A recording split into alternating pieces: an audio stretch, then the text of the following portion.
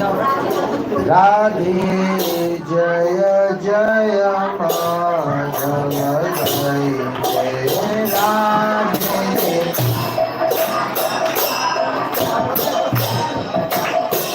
राधे जय जय माधव जय जय राधे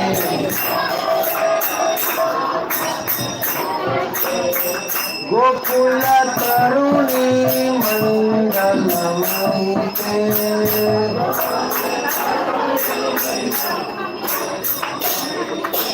गोकुल तरुणी मंगलमयी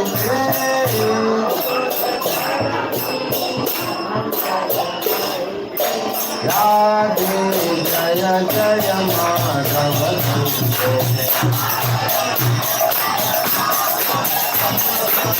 राधे जय जय माधव राधे जय जय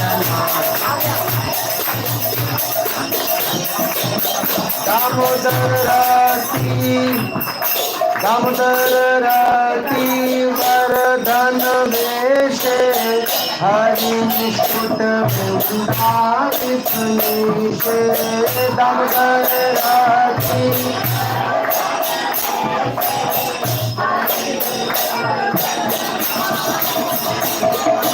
दामोदर राती वर्धन वेश हरि निष्कुट वृंदावित नीश दामोदर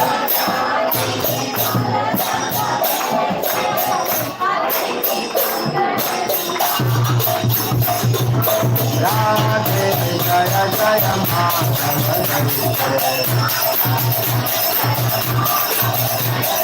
राधे जय जय माधव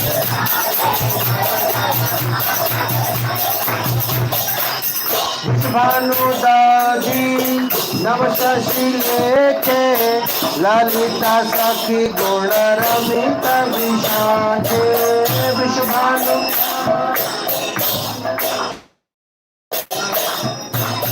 ललिता सखी गुण रमित विश्वभानुदादी नव शशि लेके ललिता सखी गुण रमित विशाखे बोलिए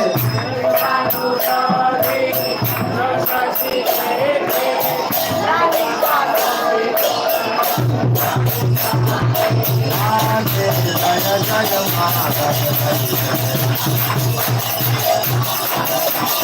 राधे जय जय माधव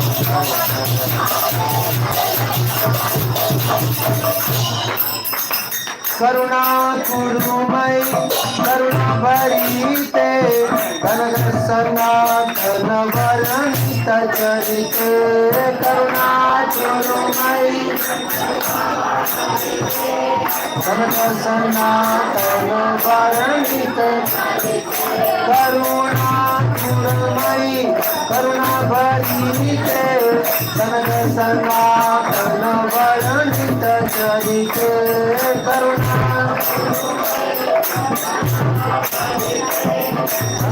सनातन वर्णित राधे जय जय माधव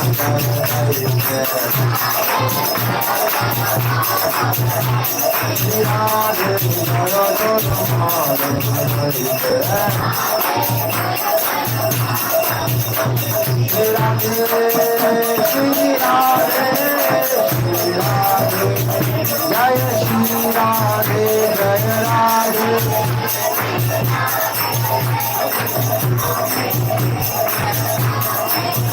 हरे कृष्णा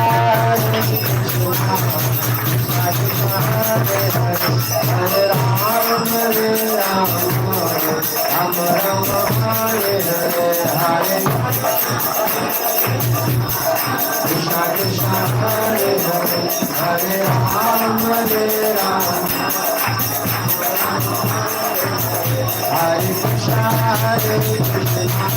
कृष्णा कृष्णा हरे हरे हरे राम राम राम हरे हरे बोलिए Krishna Krishna Hare Hare Hare Ram Hare Krishna, Hare Krishna, Krishna Krishna, Hare Hare, Hare Rama, Hare Rama, Rama Rama, Hare Hare. बोलिए हरे राधे राधे, जय जय श्री राधे,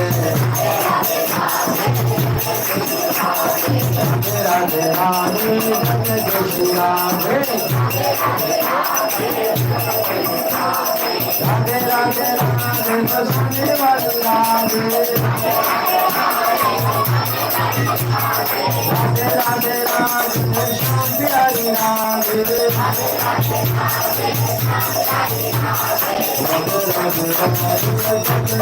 राधे, जय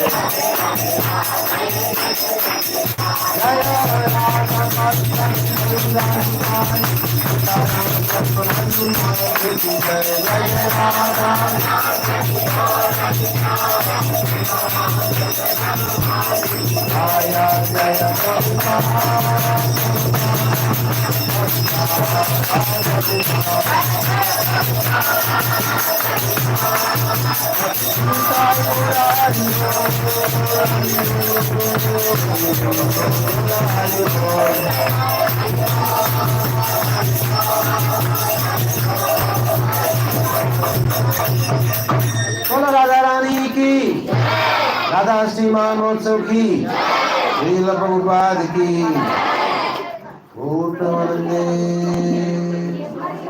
सभी लोग बोलिए ओम नमो भगवते वासुदेवाय, ओम नमो भगवते वासुदेवाय। तो आज हम लोग प्रहलादपुर में सेलिब्रेट कर रहे हैं राधा अष्टमी। राधा रानी की। कई लोगों को पता नहीं है, पता है आपको राधाष्टमी के बारे में पता नहीं। आप ऐसे कितने लोगों को सच सच बताइएगा पहले पता नहीं था कि राधाष्टमी क्या होता है? नहीं पता, किसी को नहीं पता, सच बताइए। इस्कॉन वालों के चलते पता चला। इस्कॉन वालों की जोर से बोलो। मैं अपनी जयकार नहीं करा रहा, प्रभु करा रहा। प्रभुपाद जी का नाम पता चला। किसी को पता था कि राधारानी के बारे में? किसी को पता नहीं था, कोई नहीं जानता था। ये गौड़िया संप्रदाय की वजह से पता चला है, श्रील प्रभुपाद जी की वजह से पता चला है। जो पूर्ववर्ती आचार्य 750 साल पहले, 750 साल पहले कोई नहीं जानता था राधारानी कौन है। सब लोग लक्ष्मी नारायण की पूजा करते थे, महालक्ष्मी महाविष्णु की पूजा करते थे, सीताराम की पूजा करते थे, रुक्मणी और द्वारकाधीश की पूजा करते थे। विठ्ठल ना कोई जानता था, किसी को पता नहीं था। इवन भगवत गीता में कहीं नहीं दिया हुआ है राधा रानी का नाम, भागवतम में भी कहीं नहीं दिया हुआ है राधा रानी का नाम। और आज राधा रानी कितनी फेमस है देखो, कहीं भी याद लो क्या बोलते हैं, और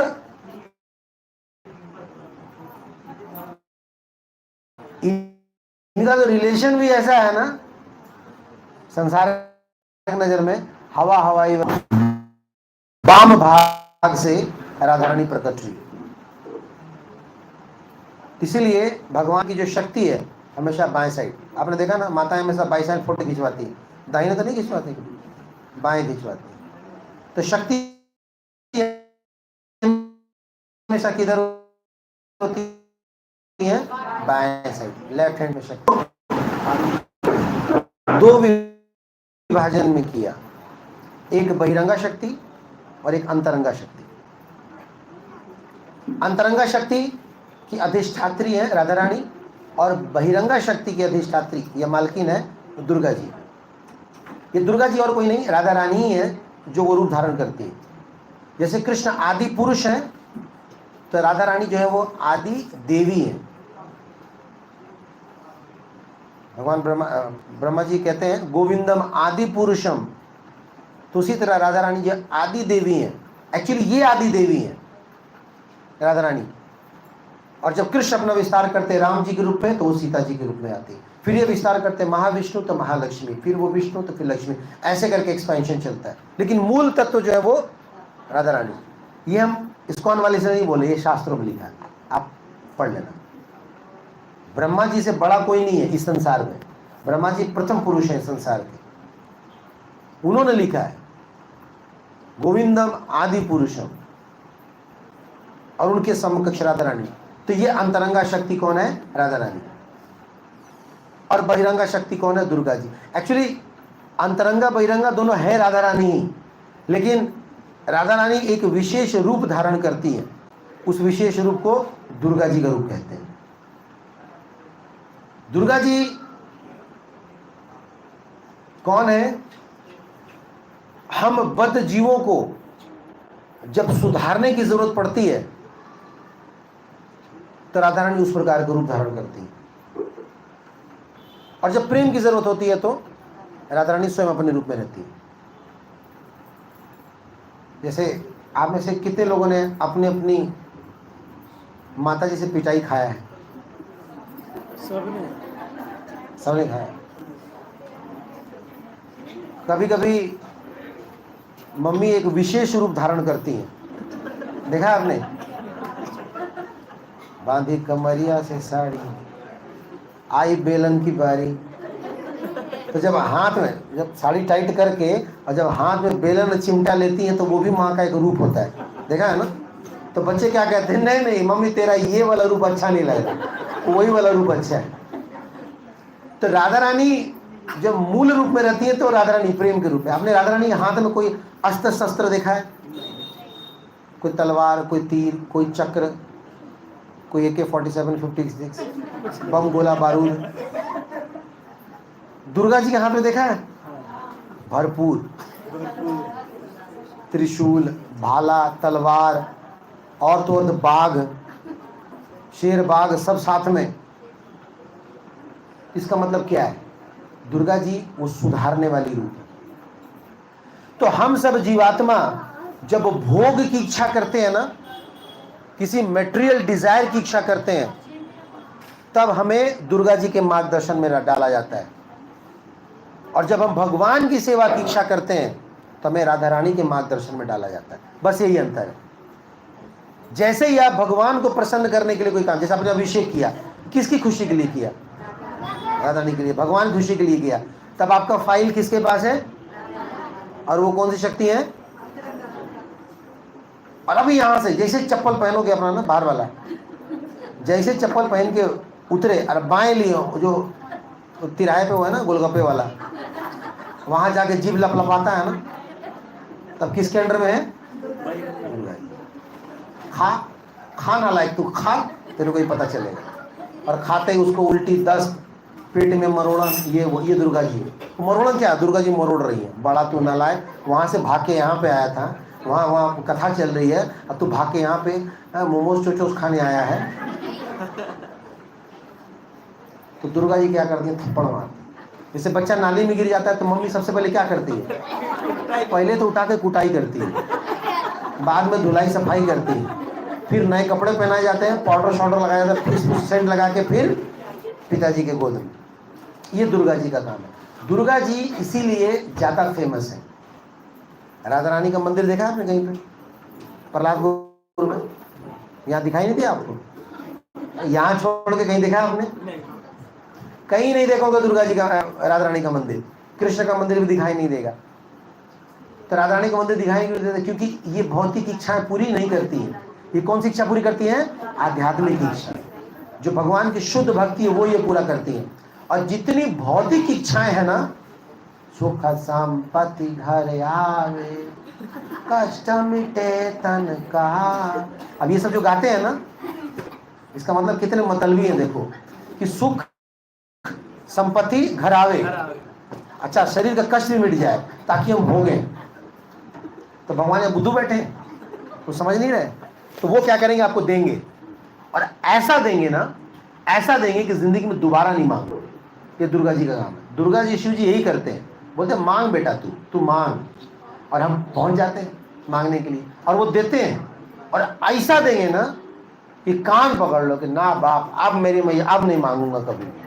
कोई भी भौतिक इच्छा, कोई भी मेटेरियल डिजायर आप याद करके देखो, जो आपने भगवान से मांगा, दुर्गा जी से मांगा, वो देखो आपको देती है। वो आपको खीर मांगो, खीर देंगे, बालू डाल देगी, और ना खा पाओगे ना थूक पाओगे।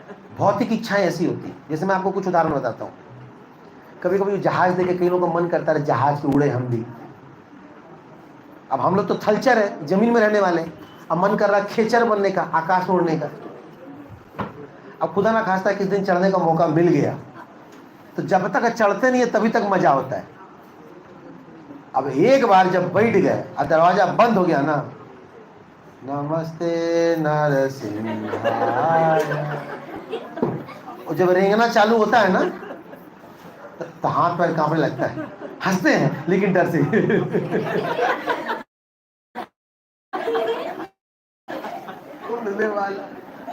और वो जैसे जहाज उड़ान भरता है ना, लगता प्राण निकल के हाथ में आ जाएंगे।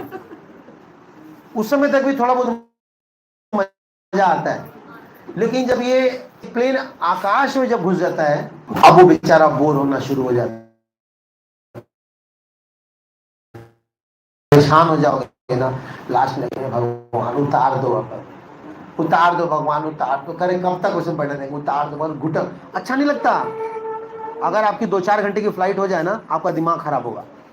नीचे वाले को बड़ा अच्छा लगता है, कितना मजा आता होगा ना। और ऊपर वाला क्या सोच रहा है, मैं नीचे उतार दो भैया।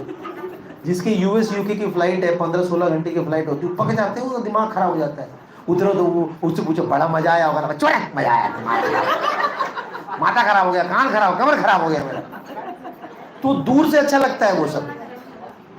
तो ये भौतिक चीजें ना दूर से ही अच्छी लगती हैं। कई लोगों के शादी ब्याह होने के बाद बातें नहीं कीजिए, आधा घंटा बर्दाश्त कर लीजिए। कई लोगों के शादी ब्याह के बाद ना बच्चे नहीं होते, वो जाते हैं भगवान बादशाह नहीं हमारा एक बादशाह दरकार है, बादशाह दरकार।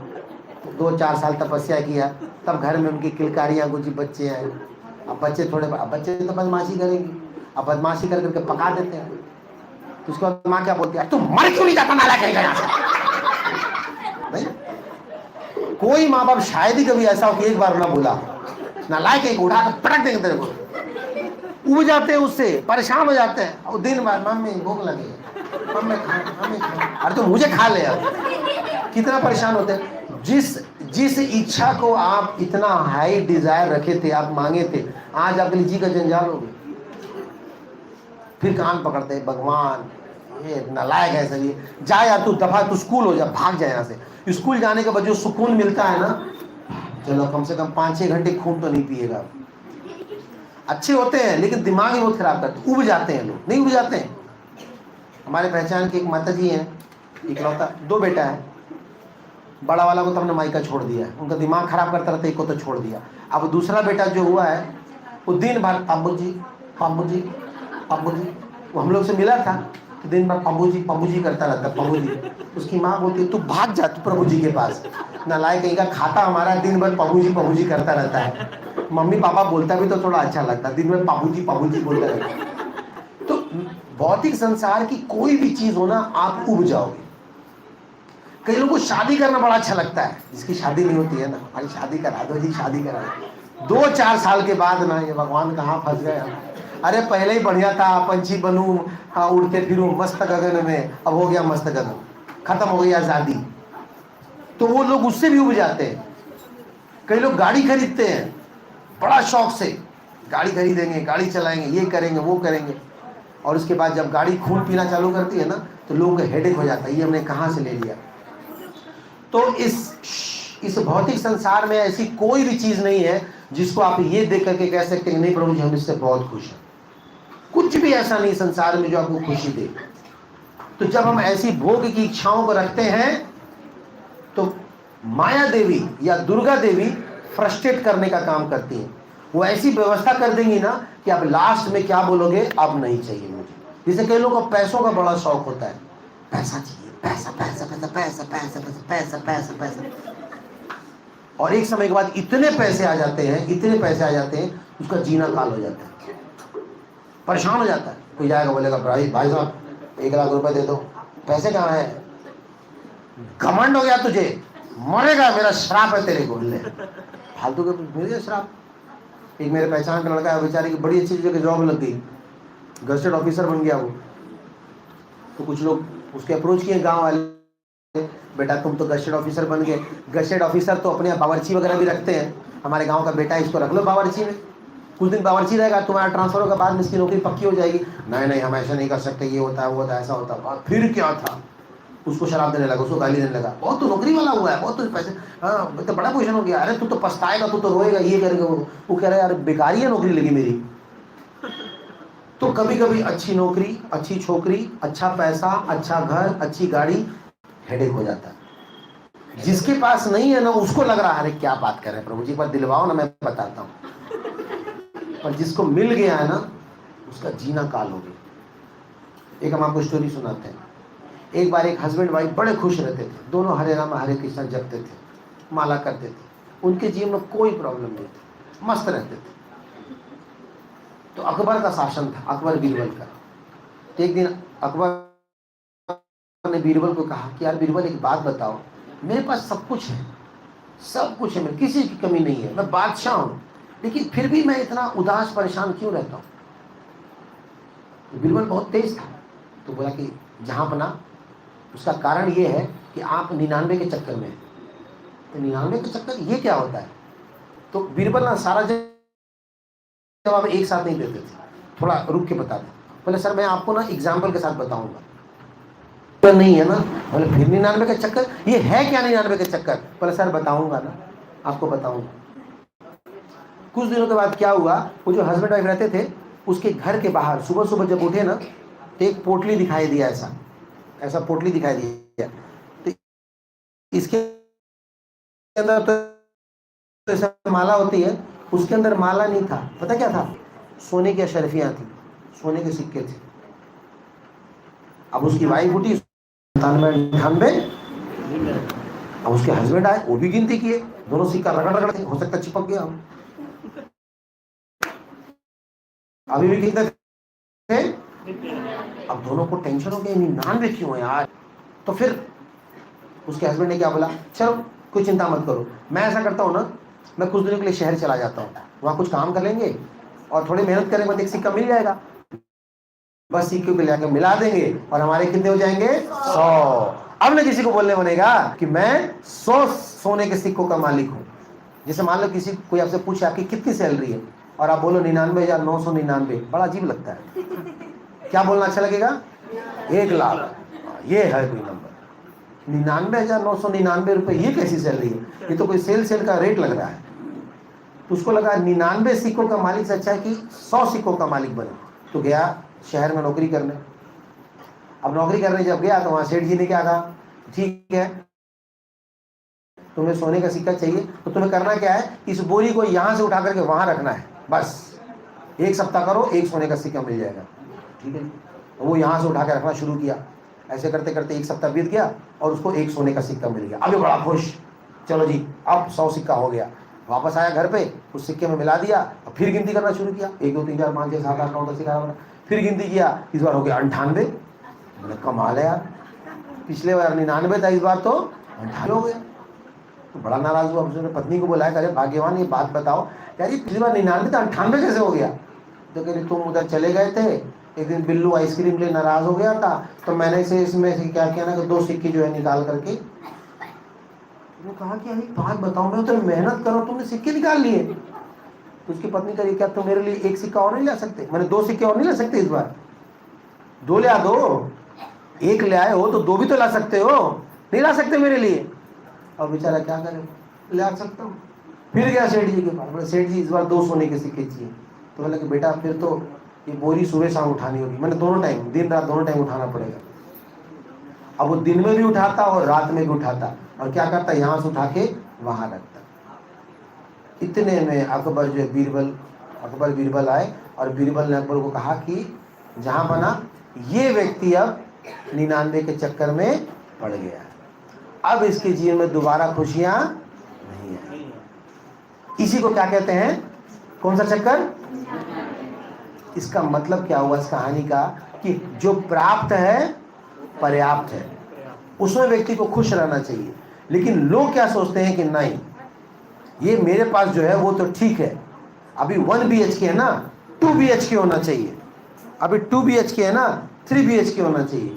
अभी 3 है ना, तो विल्ला होना चाहिए, विल्ला वाला को डुप्लेक्स चाहिए, डुप्लेक्स वाले को कोठी चाहिए, कोठी वाला को जो है दिल्ली में मकान चाहिए, तो दिल्ली वाले को न्यूयॉर्क में चाहिए, न्यूयॉर्क वाले को चांद पे चाहिए।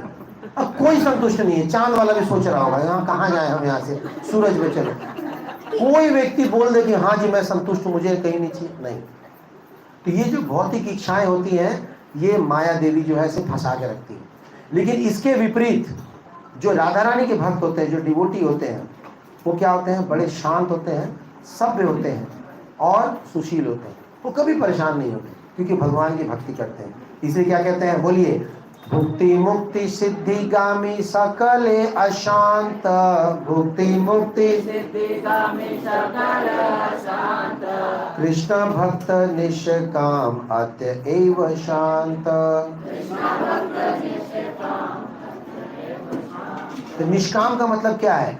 ऐसा काम करना जिसमें हमारे लिए कोई प्रलोभन ना हो। आप कोई भी काम करते हो जिसमें आप अपना फायदा देखते हो, अपना लाभ देखते हो, अपने बारे में सोचते हो, तो आप दुर्गा जी के अंडर में, माया देवी, कुटाई पिटाई रगड़ाई धुलाई सब होगी। लेकिन कोई भी सेवा करते हो भगवान की प्रसन्नता के लिए, तो किसके अंडर में हो? राधा रानी। अब चॉइस हमारी है, हम किसके अंडर रहना चाहते हैं। तो जैसा मैंने बताया, इस संसार के अधिकांश लोग जो है ना, चूंकि भौतिक इच्छा रखते हैं, इसलिए माया देवी की वशीभूत है, और भक्त बहुत कम है, इसलिए राधा रानी के भक्त भी बहुत कम है। तो इसलिए हमें यह प्रयास करना चाहिए कि हम भगवान के शुद्ध भक्त बने। जैसे ही भगवान की भक्ति करते हो, आपकी फाइल राधा रानी के पास है, और वो आपको बुद्धि देती हैं, वो आपको विवेक देती हैं, वो आपको ज्ञान देती हैं कि कैसे भगवान की तरफ बढ़ना है। तो राधा रानी का जन्म रावल में हुआ था, कई जगह राल कहते हैं, कई जगह रावल। तो रावल में राधा रानी का जन्म हुआ था, और जब वो प्रकट हुई थी तो 1000 कमल पुष्प जो पिंक रंग का था उसके ऊपर हुई थी, और उनको प्राप्त किया था वृषभानु जी ने। वृषभानु जी राधा रानी के पिताश्री का नाम है, और उनकी माता का नाम है कीर्तिदा। तो इनको जब ये प्राप्त हुए, तब ये जो छोटी लड़की थी, ये आंखें इसकी बंद थी, इसकी आंखें बंद थी, देख नहीं सकती थी, बोल नहीं सकती थी। तो इनके माता पिता को बड़ी चिंता हुई। वास्तव में राधा रानी ने क्या संकल्प लिया था कि हम आंखें खोलेंगे तो सबसे पहले किसको देखेंगे? कृष्ण को देखेंगे, ये उनका संकल्प था। तो एक दिन उनके घर में नंद महाराज और यशोदा मैया आए, और जब ये लोग दोनों आए तो साथ में कृष्ण भी आए। और कृष्ण आए, पहली बार राधा रानी के पास गए और उनके पालने में हाथ लगाया और राधा रानी का स्पर्श किया। जैसे राधा रानी को छुआ, उनकी आंखें खुल गई। राधा रानी की। इस संसार में राधा रानी आंखें खोलती है तो सिर्फ किसको देखना चाहती हैं? कृष्ण को। और राधा रानी भगवान की क्या है? शक्ति, अंतरंगा शक्ति। हम लोग भी भगवान की क्या है? शक्ति है। अगर हम भक्ति करेंगे तो अंतरंगा शक्ति के अंदर में, नहीं करेंगे तो बहिरंगा शक्ति के अंदर में। तो सुबह सुबह हमारी भी आंखें खुलती है तो हम किसको देखते हैं? किसको देखते हैं सुबह सुबह? मम्मी को। किसको देखना चाहिए? हाँ, भगवान को। हम लोग भी सुबह सुबह उठते हैं तो काले को देखते हैं, इसी काले को देखते हैं। तो किस काले को देखना चाहिए? कृष्ण काले को। आपने टेलीविजन में देखा होगा, कई बार आंखों का ऑपरेशन होता है ना पेशेंट का, तो उसकी पट्टी खोली जाती है, तो पूछा जाता है, तो सर आप किसको देखना चाहेंगे? आप किसको सबसे पहले आप देखना चाहेंगे? तो सोचता है यार, अगर धर्म पत्नी बोलूँ तो माँ नाराज हो जाएगी, माँ बोलूँ धर्म पत्नी नाराज हो जाएगी, बड़ी समस्या। दोनों को खड़ा कर दूँ तो बॉस नाराज हो जाएगा, रिइंबर्समेंट तो उसी ने किया है। डॉक्टर साहब पट्टी वापस लगा दो, ऐसे ही चीज है। तो वास्तव में उसको किसको लगाना चाहिए? बोलना चाहिए राधा पार्थसारथी का पिक्चर लगा दो, हरि बोल। तो दर्शन करना तो किसका करना है? भगवान। इसीलिए हमें अपने घरों में ना भगवान की पिक्चर लगानी चाहिए। पता ना कब शरीर छोड़ना पड़ जाए, कब जरूरत पड़ जाए। कोई संसार में काम आएगा क्या? कई लोग माँ बाप कहते हैं, माँ बाप तो भगवान के ही रूप है, ये बात तो बिल्कुल सच है, पर भगवान नहीं है। वो भगवान के जैसे हैं पर भगवान नहीं है। तो इसीलिए अगर हमें हमारे कष्टों से पूर्ण रूप से कोई उबार सकता है, बचा सकता है, निकाल सकता है, तो वो कौन? स्वयं श्रीमती राधा रानी और भगवान कृष्ण। इसीलिए इस जन्माष्टमी हम लोगों को प्रार्थना करना है राधा रानी से कि आप अपनी कृपा हमें दीजिए। देखो, घर में अगर मम्मी मान जाए ना तो पापा से भी काम निकल ही जाएगा, है कि नहीं? अगर मम्मी के पास फाइल पास हो गया ना, बाकी चिंता मत करो, उधर तुम्हें पास करवाई दे। उसी तरह राधा रानी खुश हो गई ना, तो समझो कि प्रभु जी तो खुश हो ही गए। तो हम लोग वास्तव में राधा रानी के ही भक्त हैं। हम इस्कॉन वाले या गौड़िया वैष्णव जो है ना, हम लोग राधा रानी के ही भक्त हैं, कृष्ण के भक्त नहीं है हम लोग राधा रानी के अनुगत हैं। देखिए, जो विष्णु के भक्त हैं उनको वैष्णव कहते हैं, जो दुर्गा शक्ति के भक्त हैं उनको शाक्त कहते हैं, शिव के भक्त को शैव कहते हैं, कृष्ण के भक्त को कार्ष्णेय कहते हैं, और राधा रानी के भक्त को गौड़िया कहते हैं। तो हम लोग गौड़िया वैष्णव हैं। Actually we are a true follower of Radha Rani. लेकिन हम लोग हल्ला गाड़ी नहीं है, हम लोग हल्ला नहीं करते, राधे राधे राधे राधे नहीं करते रहते। क्यों? क्योंकि इनका नाम चीपली नहीं लेना चाहिए, इनका पोजीशन बहुत हाई है। इनके बारे में तो भगवत गीता और भागवतम में भी वर्णन नहीं है, इनका पद इतना ऊंचा है। साधारण लोग नहीं समझ सकते, इनको गर्लफ्रेंड बॉयफ्रेंड की तरह समझते हैं। उनकी मति ऐसी नहीं, वो जानते नहीं कि कौन है, कहते हैं इनकी तो शादी भी नहीं हुई है। अरे घनचक्कर, शादी की क्या जरूरत है? शादी कौन करता है?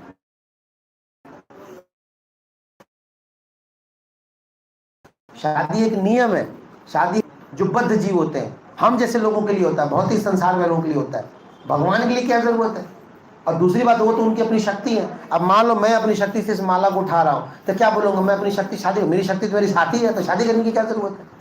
समझ रहे? नंबर 1। नंबर 2, अगर मान लो भगवान इस संसार में आए और विवाह की बात हुई, तो ब्रह्मा जी ने तो विवाह भी करवाई थी भांडीर वन में। अब अभी जाओ वृंदावन में, भांडीर वन में दोनों का युगल जोड़ी है, वहां विवाह हुआ था। और तीसरी बात, इनका विवाह ब्रह्मा जी के कारण भी हुआ था। ब्रह्मा जी ने सारे बाल गोपालों को चुरा लिया था। उस समय कृष्ण अपना विस्तार किया कई सारे बछड़ों के रूप में, ग्वाल बालों के रूप में। तो सारी माताओं की इच्छा क्या थी कि कृष्ण जैसा मेरा बेटा होना चाहिए, तो सबको कृष्ण मिल गए। सारी गोपियों की इच्छा थी कि कृष्ण जैसा मेरा हस्बैंड होना चाहिए। तो गर्ग मुनि ने क्या किया कि सारी गोपियों का ना गोपों से विवाह करा दिया। गोप लोग कौन थे? कृष्ण थे, तो हो गए ना। तो उसमें राधा रानी भी थी, तो राधा रानी का विवाह भी हो गया। तो ऐसा नहीं है कि विवाह नहीं हुआ, पर इन दोनों की जो लीलाएं हैं ना, बहुत ही कॉन्फिडेंशियल है, बहुत ही एसोटेरिक है, बहुत ही हाई लेवल की है। हम लोग जब सुनेंगे ना तो हमारा दिमाग घूम जाता है। इनका जो प्रेम प्रसंग है वो प्रेम है, और हमारा जो है लस्ट हो जाता है, काम वासना हो जाता है।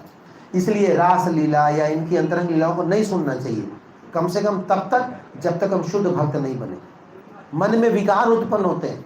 कई लोग जो कथाओं में जाते हैं यही रासलीला वगैरह सुनने के लिए। श्रील प्रभुपाद जी से कई बार लोगों ने कहा रासलीला सुनाइए, तुमने कह दिया आप हो सकता है लायक हो सुनने के, मैं लायक नहीं हूं बोलने का। इसलिए हमारे यहाँ ना रासलीला अध्यायों में ज्यादा चर्चा नहीं होती, न ही राधा रानी को ज्यादा चर्चा होती है। राधाष्टमी के दिन श्रील प्रभुपाद जी 1 घंटे में से 55 मिनट भगवान कृष्ण के ऊपर बोलते हैं प्रभुपाद जी, और लास्ट में 5 मिनट कहते हैं कि ऐसे कृष्ण को राधा रानी कंट्रोल करती है। बस ये है राधाष्टमी। बताते ही नहीं है, क्योंकि जानते हैं लोग मूर्खानंद है, क्या समझेंगे वो, क्या समझेंगे राधा भाव को? वो है क्या, वो समझ सकते ही क्या? बिल्कुल नहीं। भगवान नहीं समझ पाए। सोचो आप और हम सब, भगवान नहीं समझ पाए राधा रानी को कि है क्या ये भाई। उन्होंने बोला है भाई एक बात बताओ, तुम मेरी सेवा करती हो, हमसे ज्यादा तुम खुश रहती हो, क्या मतलब? मान लीजिए कोई आपको खाना पका के खिला रहा, तो आपको ना अच्छा लगना चाहिए। जो पका रहा वो ज्यादा खुश है खाने वाले से, तो खाने वाले को टेंशन नहीं हो जाएगा, आनंद मुझे मिलना चाहिए, मेरे ज्यादा खुश ये पकाने वाली, क्या चक्कर क्या? तो कृष्ण ऐसे हैं, कृष्ण सेवा लेते हैं, राधा रानी सेवा देती हैं। सेवा लेने वाला उतना खुश नहीं है, सेवा देने वाला ज्यादा खुश है। बोले 1 मिनट, तुम्हें इतना आनंद कैसे आता है, मुझे भी जानना है ये। तो राधा रानी क्या कहा, आप भगवान हो, भगवान की तरह रहो। हाँ, हम सेवा कहें, हमें सेवा करने दो अच्छे से। तो सेवा कर करके बहुत खुश होती है, इतना खुश होती है कि भगवान से बर्दाश्त नहीं होता। कहते नहीं, हम भी आपके भाव को जानेंगे। इसलिए वो क्या बन के आए, चैतन्य महाप्रभु। तो जब कृष्ण डिवाइड होते हैं, when one gets divided into 2 and then the 2 becomes 1, that one is called Lord Chaitanya. जब 1 2 में बढ़ जाए और 2 जब 1 हो जाए, उस 1 को चैतन्य कहते हैं। तो 1 2 में बढ़ जाए मतलब कि कृष्ण किस में बढ़ गए, राधा कृष्ण में। कृष्ण एक ही थे, उनके वाम भाग से प्रकट हुई, तो कृष्ण बढ़ गए 2 में, और यही दोनों जब 1 हो गए, यानी कि श्री कृष्ण चैतन्य राधा कृष्ण नाही अन्य। तो कृष्ण प्रकट होते हैं अष्टमी के दिन, कृष्ण पक्ष अष्टमी, और राधा रानी प्रकट होती है कब, अष्टमी के दिन शुक्ल पक्ष। तो अष्टमी अष्टमी मिलकर क्या बनता है, पूर्णिमा, और पूर्णिमा के दिन चैतन्य महाप्रभु प्रकट हुए। फाल्गुन पूर्णिमा को प्रकट हुए ना, इसलिए ये क्या है, राधा कृष्ण के जॉइंट इनकारनेशन है। तो ये है कृष्ण, लेकिन भाव किसका है, राधा रानी का। ये है कृष्ण, रंग किसका है, राधा रानी। इसलिए ये हमें ना दो चीजें सिखाए हैं। आज से 530 साल पहले प्रकट हुए और इन्होंने दो चीजें सिखाई। क्या? बाहरी रूप से इन्होंने सिखाया कि कृष्ण की भक्ति कैसे करनी है। ये है हरिनाम के पिता, father of the holy name. और अंतरंगा भाव में क्या है, राधा रानी के भाव को समझने की कोशिश करें कि कैसा लगता है कृष्ण की सेवा करके। इसलिए पागलों की तरह ना यहाँ वहाँ भागते रहते थे। कृष्ण को देख करके बोला नहीं जाता था कि कृष्ण जगन्नाथ, बोल नहीं पाते थे। कृष्ण को देखते बेहोश हो जाते थे, क्योंकि भाव किसका है, राधा रानी का। तो हम सब बड़े सौभाग्यशाली हैं कि ऐसे संप्रदाय से हम लोग जुड़े हैं, ऐसे राधा रानी की कृपा प्राप्त हुई है। वरना आज भी दक्षिण भारत में जाओगे ना, किसी को नहीं मालूम कि राधा रानी कौन है। शायद ही किसी को पता, किसी को नहीं पता है। ये हम लोगों की जो है बहुत बड़ी कृपा है हम लोगों के ऊपर, हमारे आचार्यों की। तो हम सब वास्तव में गौड़िया वैष्णव हैं, राधा रानी के भक्त हैं। हमें राधा रानी से प्रार्थना करनी चाहिए। आज की तिथि को, राधाष्टमी की तिथि को भगवान भी वेट करते हैं। उनको जन्माष्टमी से ज़्यादा अच्छा राधाष्टमी लगता है। भगवान को अपनी चीज़ें होती अच्छी नहीं लगती, अपने भक्तों की ज़्यादा अच्छी लगती है। आप ब्रज में जाओगे ना, एक राधा कुंड श्याम कुंड है। श्याम कुंड खाली रहता है और राधा कुंड में घुस के नहाते रहते हैं कृष्ण। कुछ जगह भी फेमस है राधा कुंड के नाम से, श्याम कुंड फेमस है क्या? नहीं। श्याम कुंड टेढ़ा है, कृष्ण टेढ़े है। राधा कुंड सीधा है, क्योंकि राधा रानी सीधी, तो सीधे को सब लोग पकड़ता है। तो इसलिए राधा रानी बहुत सिंपल है, बहुत ही सरल है। हमें उनसे बहुत ही सिंसियरली प्रार्थना करनी चाहिए। कैसे?